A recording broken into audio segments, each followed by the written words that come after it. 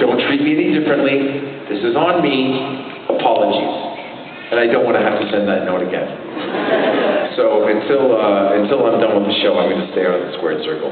I'd say it was an honor to meet you here at MegaCon. Thank you. Good luck on those 8th and final season of Arrow, and enjoy the rest of your day here at MegaCon. Thank you very much, man. I appreciate that.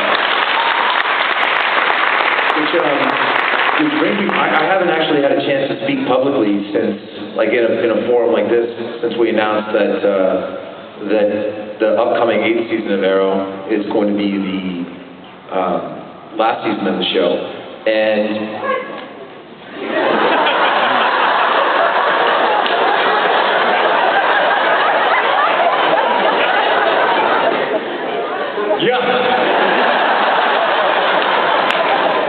And also, I apologize, but I assume at a certain point we will get into questions about the show, and if you're not up to date, the exit signs are marked appropriately.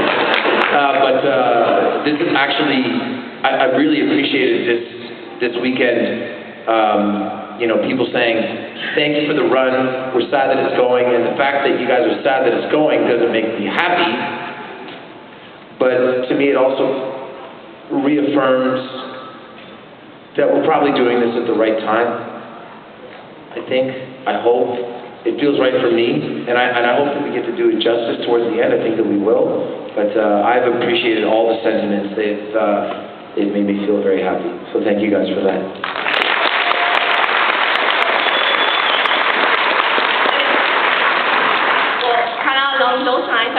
Thank you very much, because I love Arrow. It's one of my favorite shows ever, and I cried a lot on the season finale, so just so you know. And one of the questions is that what has been the most challenging scene to film in the entire show, whether physically or emotionally?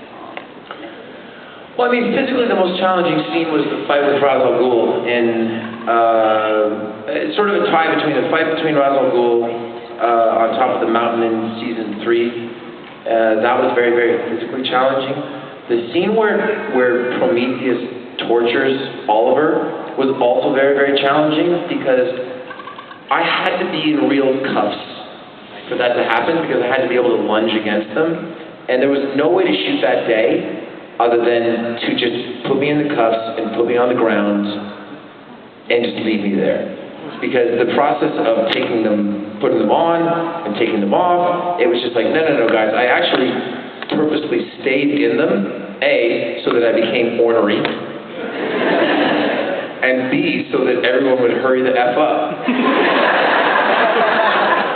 And then I think there have been 2 scenes in the series. My last, not my last scene, but the last bit of dialogue between Oliver and Felicity, and my last bit of dialogue between Oliver and Moira, where you have to work really hard to make sure that your emotions in the moment and your friendships with those 2 people, not the 2 characters, don't get in the way of how the scene is actually supposed to go. That was very challenging. Thank you. You're welcome. Who just found out that it was was it you? Sorry.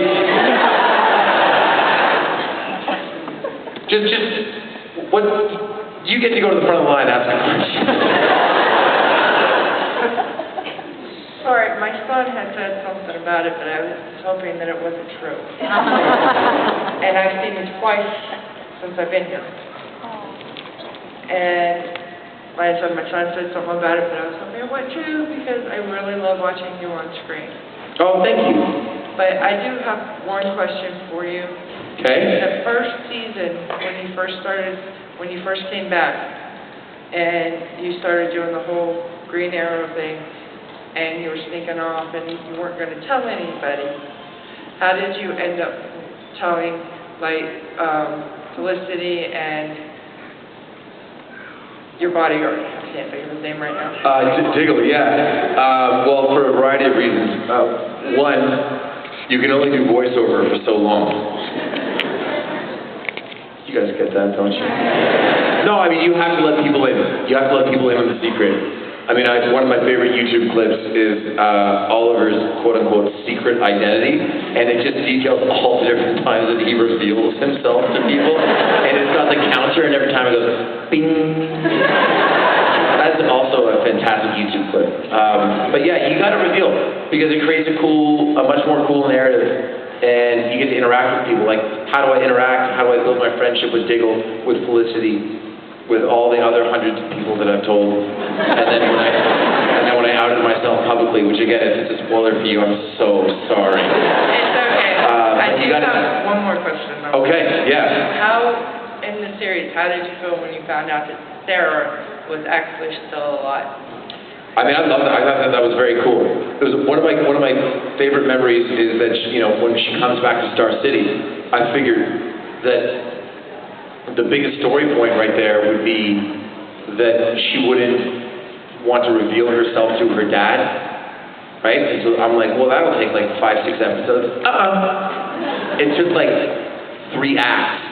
Yeah. And then all of a sudden she's revealing herself to her dad, and I thought, man, that's really cool. And then I asked Greg Berlanti, who oversees all the shows about that, I said, why did you guys make the decision to do that so quickly? And he goes, because you have a hit television show until you don't have a hit television show. So you go, and you just press on. Thank you. Wonderful. I'm sorry No, don't worry about it. I loved it. Don't worry about it. Yeah, yes. Hey Steven, my name is Matt, and I want to say it's such an honor to be able to speak to my favorite hero. Like, it started as being a fan of the show, and it just turned out being a fan of you in general. Oh, thanks, man. While it's very sad to say goodbye to the show, I do respect the decision because you are an actor, you've done this for years, and you do have a family of your own, that you have time to them, so I do respect the decision of whoever made it. Thank you. But my question is, we are seeing the last of Arrow, and yes, we know that Earth 1's Oliver Queen is dying. But in the future, will we see a different Earth version of you? Look, I said this when I put the video up announcing that we were going to wrap up the show, which again, I do want to spend more time with my family. Hi, sweetheart. That wasn't the critical factor. The critical factor is that I think ultimately, if you were to ask the people that were involved in Arrow, like, how long should it go? The answer would have been 5 years, right? You would have told the flashback story, and you would have concluded the story as you caught up in the flashback story you began the series. That's the best synchronicity of the whole thing. That's not the way that network television works. We kept going. And I feel like we had a year that was, I wouldn't call it in limbo, but I thought it was a good season. But we knew during that season, we made the decision that either season 7 or season 8, we were going to wrap it up. And I feel like writing for the end game, no pun intended. I have a funny story about that, which I'll tell you in a second. Was going to make the show sharper. And, for me, it was just very important to, go out strong. And when I did the video announcing that we were gonna wrap things up, I said, I might be leaving the show, but no one's ever really gone. And look, I owe so much to, in no particular order, the CW, to Warner Brothers, to Greg Berlanti, to David Nutter, to Andrew Kreisberger, Mark Guggenheim, and Beth Schwartz, James Bamford, and Todd Pitson, and J.P. Finn, and the cast and the crew and everyone. I owe so much to them. So if 5 years from now they're wrapping up show X and they go, what would be the cherry on top of the sundae? Would you come back? What am I going to say? No. If it's a shitty idea, then I'd say no. Pardon my language, but you do what you can. I owe a lot to people, and if they need something from me, they can always have it. Now, we were doing the screening for Code 8, which was mentioned before, this movie that my cousin and I did, which I think came out really great. Someone in here must have seen it. Can you put your hand up? It's not bad, right? Yeah, okay. It's a real movie. But I was at the LA premiere, and it was the night, I want to say April 26th, it was the night that Endgame came out, right? So there were two premieres in Los Angeles, Code 8, and this Marvel movie. And anyway, I'm with a bunch of fans, and I'm a big fan. I loved Infinity War. I watched all the Marvel movies. I love Tony Stark. I love so many of the characters. I thought, like, I love them. I'm in awe of what they've done over the past however many years. Like 20 movies or whatever it is, like unprecedented. 22.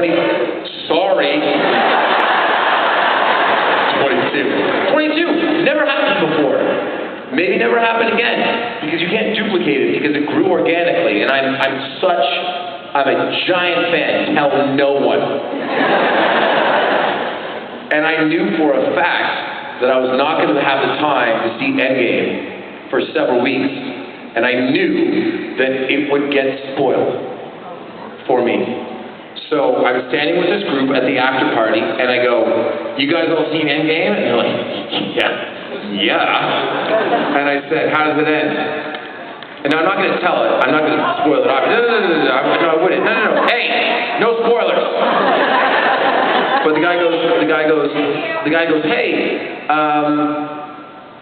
I can't tell you that." I go, "No, I don't think you understand. I'm asking you." He goes, "But I can't." I go, "But you can." And he goes, "Why do you want to know?" And I said, "Well, A, it's not going to affect my ability to enjoy the movie. What's going to happen is I'm going to be scrolling through my Instagram, and I'm going to see a Boss Logic post, or I'm going to be scrolling through my Twitter, and someone's going to make a joke, and I'm going to know how it ends. So don't tell me all about the movie, but if you have to sum up the ending in 20 seconds, tell me." And he goes, "Are you sure?" And I go, "Yeah, man. Tell me." And he told me, and I go, "Okay." And sure enough, within like 10 days, and now they're even airing a commercial being like, "We know you've all seen it, so here's a bunch of spoilers." And anyway, I'm glad that I did that. You should try that. If you know that you're not going to be able to see a movie, or not, fine. Maybe I'm weird. That's okay. Yes. Hey. I know you do most of your stunts. As many as I can. Yes. More than they would like. So I was wondering which stunt was your favorite to do in front of the camera? My favorite stunt to do in front of the camera was the first day of filming. It was when Oliver is being interrogated in the pilot by those guys in the Skeletor masks, and he flips up the chair and murders one immediately, and then murders the second one, and then starts chasing after the third one. And so there was that sequence. That was fun. And then there's a sequence where he like parkours on the roof, and it's a simple thing. It's called a Kong jump, and they set it up for me, and it really couldn't be any simpler. But you get like a little bit of air, and it just the fact that they were able to roll on it, and the fact that you could see that it was me, I feel like A, that was fun to do because fun. I was 30, right? And B, because like it lends a air of legitimacy to the show that I think helped propel things forward. That was fun.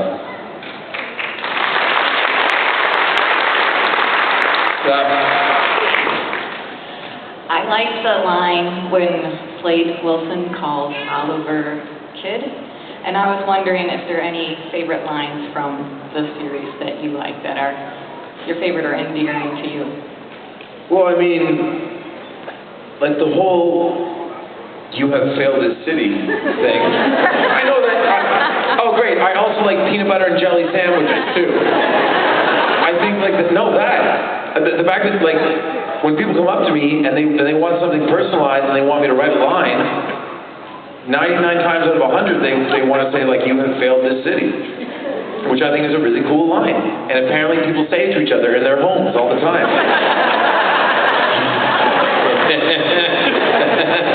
But funny story, I'm pretty sure the kid and Slade saying that, I'm 99% positive, was a complete main event ad-lib. It was never in the script that I was supposed to be called Kid.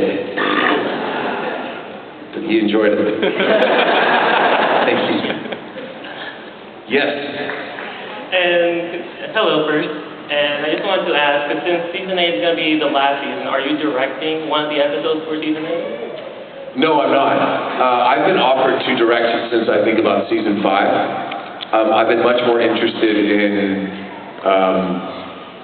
promoting directors both on our crew and our cast. And I've actually fought a lot to maximize the time that I get away from the show by packing in my work time, which is to say that as opposed to working sporadically for 5 days, I'd rather work nonstop for 4 days and have the 5th day off. And directing requires an incredible time commitment. So it always felt a little bit counterintuitive to A, be asking for time off, but then B, asking to direct. We have a great stable of directors for season 8, especially because it's a limited run of episodes. And we have a new cast member directing, but that's not my news to share. Thank you. Thank you. Sorry, I'm just horribly tall. You're just sitting around waiting for the small bill to end. I like that shit.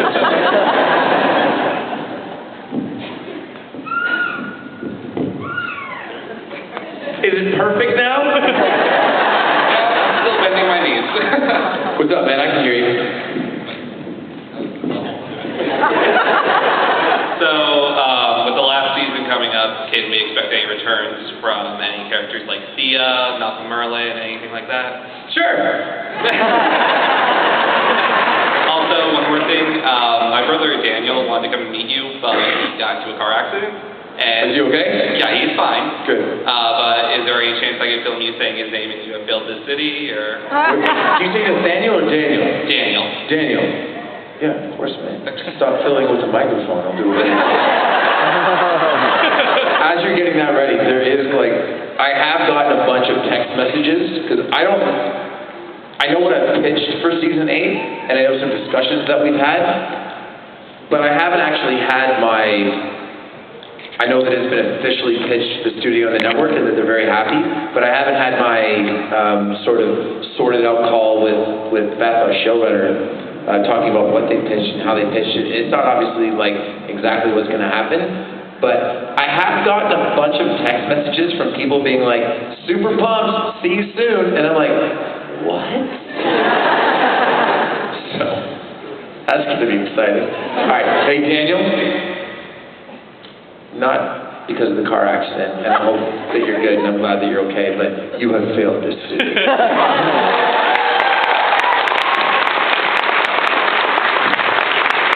What's up? Okay, so obviously you and Oliver Queen are very different people, but are there any times where you go home? Like in what way? Let's start with murder. Yeah. Start with murder. Yeah, that would be one way. Wait a minute, what's the sign for murder?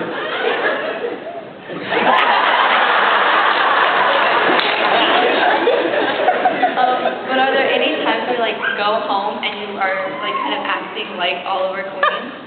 I guess this would be more of a question for your wife.